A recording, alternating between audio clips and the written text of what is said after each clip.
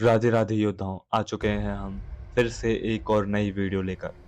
दुनिया में ऐसे कई राज छुपे हुए हैं जो आज तक सुलझाए नहीं जा सके। ऐसी कहानियां जो सच होने के बावजूद इतनी डरावनी है कि सुनते ही रूह कांप जाए।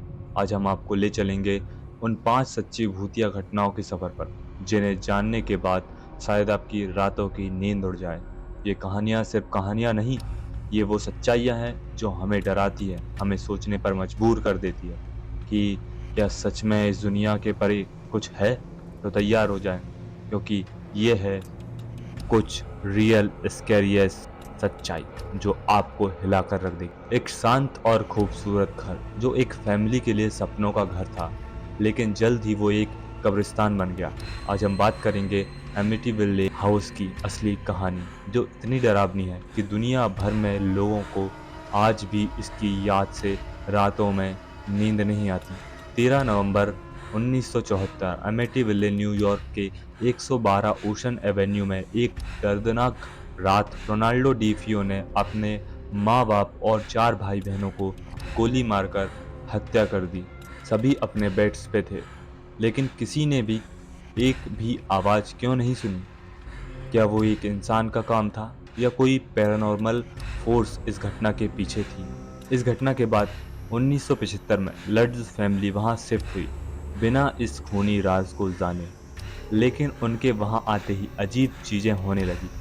डोर्स अपने आप खुलने और बंद होने लगे, आवाजें आने लगी और एक डरावनी प्रेजेंस उन्हें महसूस होने लगी। एक रात जॉर्जियो लड्स को महसूस हुआ कि उनका बेड हवा में उठ गया है और कैथी लड्स के शरीर पर अजीब से निशान बन गए। लड्स फैमिली सिर्फ 28 दिन तक ही वहां टिक पाई। उन्होंने वहां जो एक्सपीरियंस किया वो इतना असहनीय था कि उन्होंने बिना किसी सामान के वहां से भागना ही ठीक समझा। बाद में पैरानॉर्मल इन्वेस्टिगेटर्स एड और लॉरेन वेरन ने इस घर को इन्वेस्टिगेट किया और कहा कि वहां एक शक्ति जो सिर्फ मौत और बर्बादी ला सकती थी। अमेटिविले हाउस दुनिया भर में एक बहुत बड़ा कंट्रोवर्सी बन गया। कुछ लोग कहते हैं कि लड्स फैमिली ने ये सब अपने फायदे के लिए बनाया, जबकि दूसरे कहते हैं कि वहाँ सच में कुछ पैरानॉर्मल था। लेकिन एक चीज तय है कि ये कहानी दुनिया भर के लोगों के दिलों में डर का असर छोड़ गई। तो सेकंड नंबर पर हम बात करने वाले हैं दायतलो पास इंसिडेंट की। साइबेरिया के बर्फ से ढके हुए पहाड़ों में एक ऐसी घटना हुई जो आज तक इंसानी समझ से परे है। 9 यंग रशियन हाइकर्स अपने सफर पर निकले थे, लेकिन वापस कभी नहीं आए। उनकी मौत का राज दायतलो पास इंसिडेंट दुनिया को आज तक डरा रहा है। ये कहानी है कुछ दोस्तों की जो एडवेंचर के लिए गए, लेकिन मौत के पंजों में जकड़े गए। एक ऐसा राज जहां जिम्मेदार ना तो इंसान था ना कोई जानवर। तो फिर कौन था? जनवरी 1959 सोवियत यूनियन के यूरल माउंटेन के पास एक ग्रुप हाइकर ने अपने गाइड लोगर दायतलोव के साथ एक एक्सपेडिशन शुरू। हर एक हाइकर एक्सपीरियंस, लेकिन उनका सामना होने वाला था एक ऐसी चीज से जिससे बचने का कोई रास्ता नहीं था। 28 जनवरी को ये ग्रुप ओट्रेन पीक की तरफ बढ़ा, लेकिन तभी मौसम खराब होने लगा। बर्फ का तूफान आया और तब उन्होंने अपना कैंप वहां सेट किया जहां से उनका आखिरी सफर शुरू हुआ। एक दिन बाद हाइकर्स की लाशें मिली। उनका टेंट कटकर बाहर से नहीं, अंदर काटा गया था, जैसे वो किसी चीज से बचने की कोशिश कर रहे। कुछ लाशें बिना कपड़ों के थी, उनका शरीर बर्फ में दबा हुआ था। उसमें से कुछ के सिर पे गहरे घाव, तो कुछ की आंखें और जुबान गायब थी। सब कुछ इतना अजीब था कि जैसे कोई हॉरर फिल्म चल रही। ऐसा लगता था जैसे कोई अजनबी शक्ति या ताकत थी जो इन्हें मार रही थी। लेकिन सवाल ये है कि आखिर वो चीज क्या थी। रिसर्चर्स ने इस घटना पर कई थ्योरीज दी। क्या ये कोई एलियन इनकाउंटर था? क्या सीक्रेट मिलिट्री टेस्टिंग के चलते ये ग्रुप मारा गया? या फिर कोई पैरानॉर्मल एंटिटी थी जो उन्हें मारने आई? कुछ लोगों का मानना है कि हाइकर्स ने यति या रशियन स्नोमैन का सामना किया, लेकिन कोई सॉलिड प्रूफ कभी नहीं मिला। और जो सबसे अजीब बात थी, उनका रेडिएशन से भरपूर कपड़े। क्या ये सब एक एक्सपेरिमेंट का हिस्सा था? लेकिन सबसे बड़ी थ्योरी थी कि उनकी मौत का असली कारण कुछ और ही था। एक ऐसी शक्ति जो इंसान के बस में नहीं थी। कुछ विटनेस ने उन रातों में गोल रोशनी देखी थी जो आसमान में उड़ रही थी। शायद वो एलियन शिप थी या शायद कुछ और जो उनके करीब आ रहा था। पैरानॉर्मल एक्सपर्ट्स का मानना है कि इन हाइकर्स ने किसी बुरी शक्ति को जगाया था, लेकिन आज भी कोई नहीं जानता कि उस रात के 9 लोगों के साथ असली में क्या हुआ। एक ऐसी रात जो बर्फ में दबे रहे और उसके साथ दबे रहेंगे कई रात। दैतलो पास इंसिडेंट एक ऐसी घटना जिसमें जितनी खोज की जाए उतने नए राज सामने आते हैं। क्या वो एलियंस थे? क्या वो मिलिट्री का एक्सपेरिमेंट था या फिर वो कुछ ऐसा जो इंसान के समझ के। Number 3, the Enfield. 1977 लंदन का इनफील्ड एक ऐसे घर की कहानी जहां कुछ इतना भयानक कि दुनिया के हर कोने से लोग इसको समझने की कोशिश कर रहे थे। ये कोई आम घर नहीं था, ये एक ऐसी जगह थी जहां कुछ था जो इंसानों से सच में परे था। ये कहानी शुरू होती हॉजसन फैमिली से। पैगी हॉजसन एक सिंगल मदर अपने 4 बच्चों के साथ 284 ग्रीन स्ट्रीट इनफील्ड में रहती थी। एक रात सब कुछ बदल गया। एक अजीब सी आवाज, एक ऐसी चीज जो किसी ने कभी सोची नहीं। रात को बच्चों के कमरे में बिस्तर खुद ब खुद हिलने लगे, अलमारियों के दरवाजे खुलते और बंद होते रहे और आवाजें जैसे कोई वहां था पर कोई दिखाई नहीं। जेनेट, पैगी की 11 साल की, इस सब का मेन टारगेट थी। एक रात जेनेट ने अपनी माँ से कहा, मुझे लगता है कि यहाँ कोई है।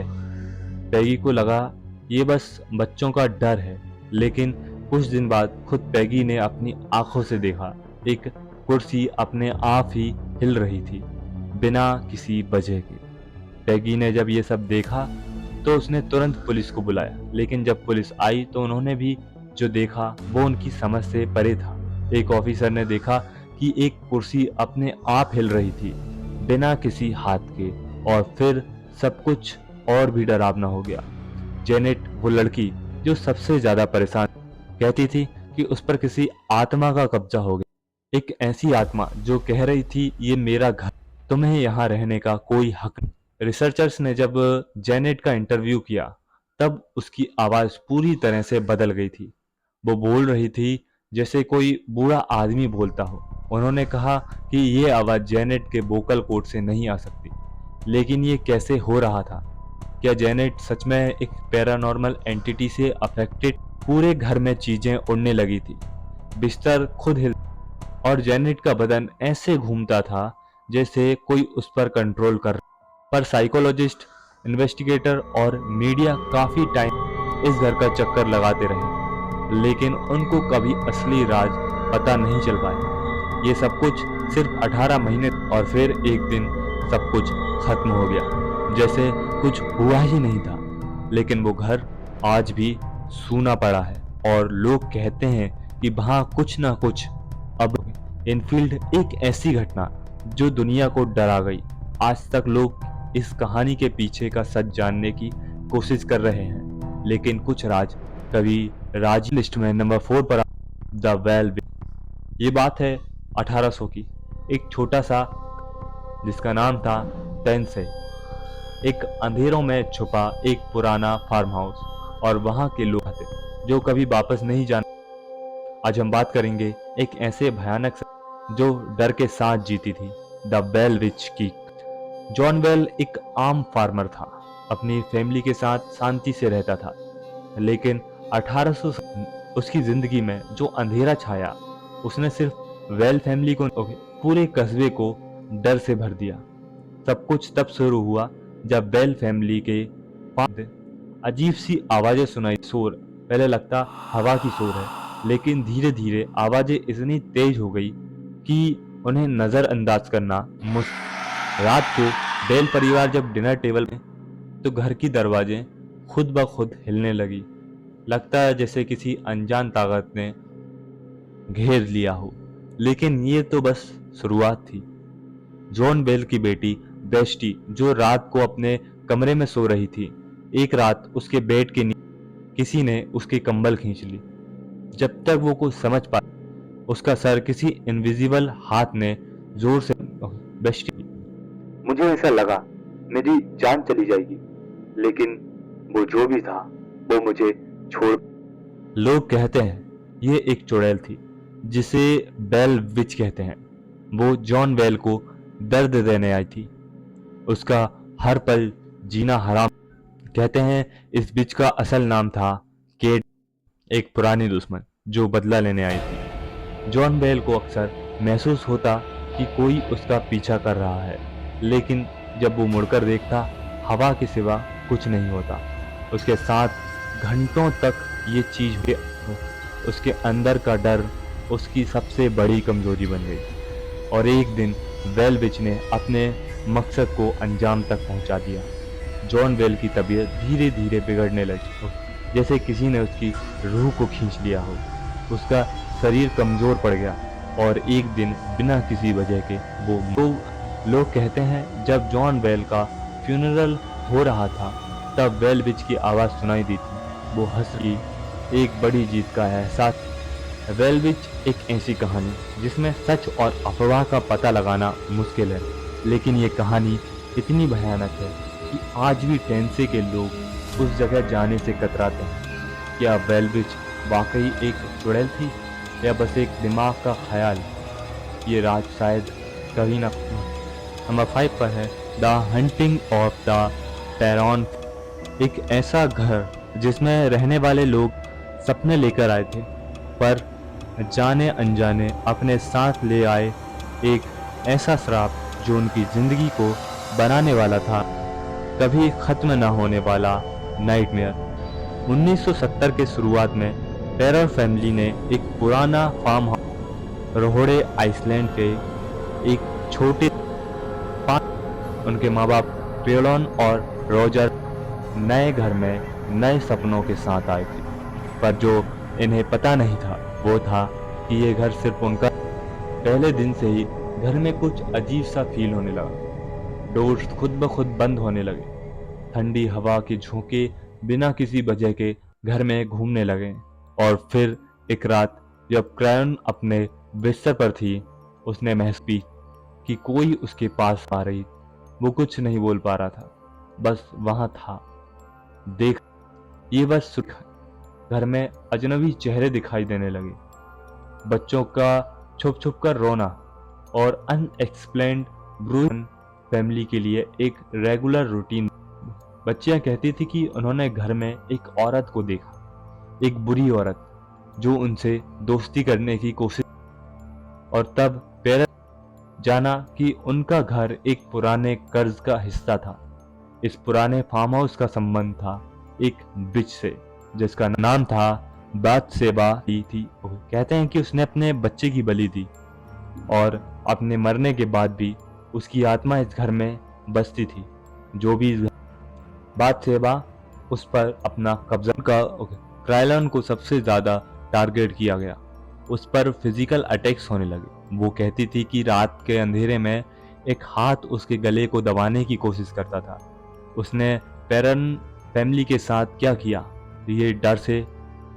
पेरेंट फैमिली की हालत देखकर उन्होंने मदद के लिए बुलाया एड और लेन को, जो दुनिया के मशहूर पैराकेटर इन्वेस्टिगेटर। वॉरेन ने जब फार्म हाउस को इन्वेस्टिगेट किया तो बातशेबा की ईविल प्रेजेंस को महसूस किया।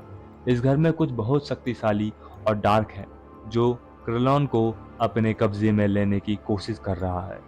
वेरनस ने एक्सोर्सिज्म की कोशिश की, पर बातशेबा का श्राप इतना गहरा था कि पेरोन फैमिली को वहां से पर छोड़े हुए सालों के बाद भी पेरेंट फैमिली को लगता है कि बातशेबा अब तक उनका पीछा कर रही है। कहते हैं कि आज भी जो लोग उस फार्म हाउस के करीब जाते हैं उन्हें वहां अजनबी आवाजें सुनाई देती है। दरवाजे खुद ब खुद हिलते हैं और लोग कहते हैं कि बातशेबा वहां अब भी अपना अगला शिकार ढूंढ रही है। अगर कभी तुम्हें एक पुराना फार्म हाउस में रहने का मौका मिले तो ध्यान रखना कहीं तुम भी बातशेबा के श्राप का हिस्सा न बन जाओ। ये थी दुनिया की कुछ ऐसी डरावनी कहानियां जो सिर्फ कहानी बल्कि असली जिंदगी के ऐसे पल थे जो लोग कभी कभी सच भी कहानियों से ज्यादा भयानक हो सकता है। अगर आपको ये वीडियो पसंद आई तो इसे लाइक करें, शेयर करें और हमारे चैनल को सब्सक्राइब करें, क्योंकि आगे आने वाले वीडियोस में और भी ऐसी सच्चाइयाँ हैं जो आपको रात भर जागने पर मजबूर कमेंट में बताएं इन कहानियों में कौन सी आपको सबसे ज़्यादा डरावनी लगी। मिलते हैं अगले वीडियो में, तब तक अंधेरे से दूर रहने की कोशिश करें, क्योंकि कभी कभी जो दिखाई नहीं देता वो सबसे ज़्यादा खतरनाक होता है।